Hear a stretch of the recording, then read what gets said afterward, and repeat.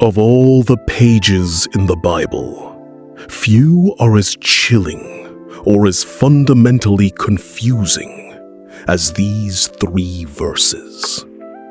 We know the hero. We know the mission. Moses, the man chosen by the Creator to defy an empire and shatter the chains of slavery. But before he ever reached the golden gates of Pharaoh, before the burning bush had even cooled in his memory, he was confronted by a different kind of fire. A shadow in the night. An encounter that nearly ended the Exodus before it had truly begun. We step into the darkness of a desert lodging. We enter the place where the deliverer himself faced the terrifying, immediate wrath of the divine. This is the story of the bridegroom of blood. Exodus, chapter 4, verse 24.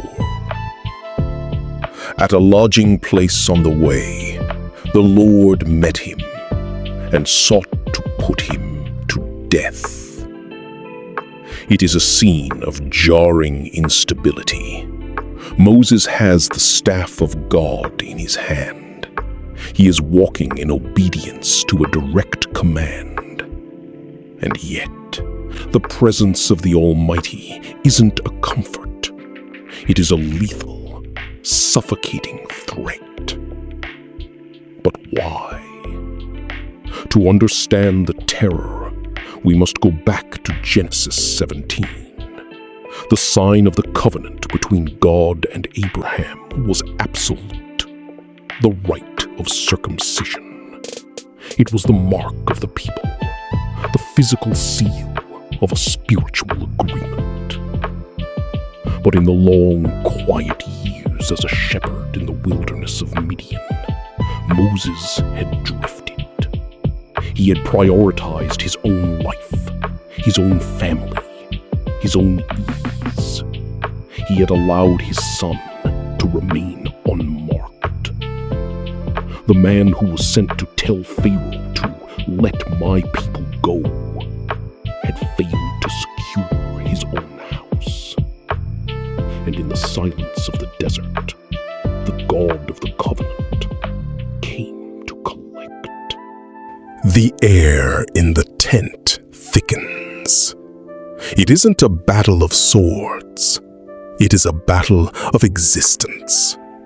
Moses is gripped by an invisible, divine sickness. His breath hitches. The leader of the Israelites is now the target of their God.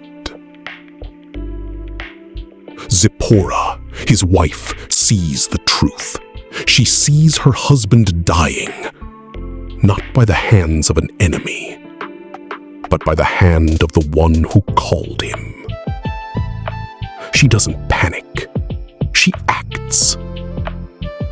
With a frantic, steady hand, she grabs a sharp, jagged piece of flint. She performs the rite that was neglected for too long. And then, in a moment of visceral, haunting intensity, she takes the blood and touches it to the feet of her husband. She isn't just performing a ritual. She is interceding.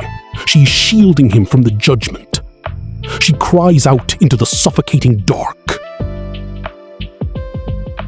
Surely, you are a bridegroom of blood to me. And as quickly as it began, it ceases. The judgment passes. The weight lifts from the air. The Lord leaves him alone, and the danger recedes into the desert wind. Why is this story here? It serves as a sharp, painful reminder that even the greatest among us are not exempt from the requirements of the covenant. Holiness, begins at home. If we are to carry the message of the divine to the world, we must first ensure our own foundations are secure. Moses would go on to face Pharaoh, to watch the sea part, and to lead a nation toward a promise. But he would never be the same. He would carry the weight of that night in his memory forever. The night he was nearly destroyed by his calling, and ultimately saved by the edge of a stone and the reality of the blood.